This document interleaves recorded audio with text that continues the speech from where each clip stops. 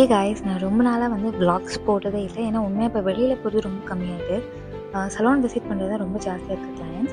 Last week நடந்தது செம்ம மழைங்க. காலையில் 6 மணிக்கெலாம் ஒரு ஆர்டர்.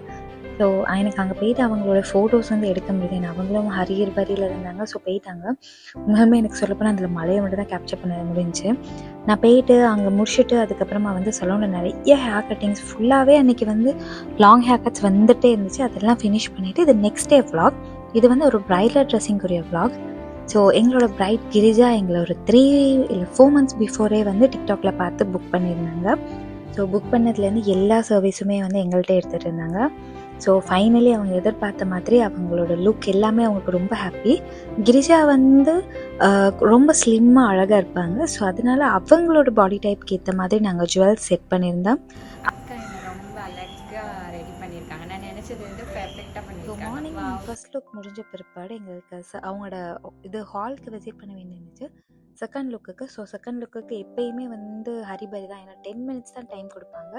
ஸோ படப்படன்னு வேலை செஞ்சு எங்களுக்கு கொஞ்சம் கிளைண்ட்டும் கோஆப்ரேட் பண்ணாங்க. என்ன தான் அது இதுன்னு மாதிரி குத்தினாலும் ஸோ முடிச்சு அனுப்பினோம். தேர்ட் லுக்கும் அவங்களுக்கு இருந்துச்சு. தேர்ட் லுக் என்னால் வந்து அதில் போட முடியல. கிரிஜாவோட ட்ரெஸ்ஸிங் அன்றைக்கி மிட் நைட் ஃபுல்லாக நான் தூங்கவே இல்லை. ஸோ ஹாலில் வந்து அங்கே வெட்டிங் நடக்க நான் இங்கே உள்ள செம்ம தூக்கம். அதை மொதல் கேப்சர் பண்ணியிருக்கா. But still I'm very happy. என்னை டிக்டாக்லேருந்து பார்த்து புக் பண்ணுற எல்லாருக்குமே சாட்டிஸ்ஃபைடான சர்வீஸ் நான் கொடுத்துட்டு இருக்கேன்னு பிலீவ் பண்ணுறேன். தேங்க்யூ.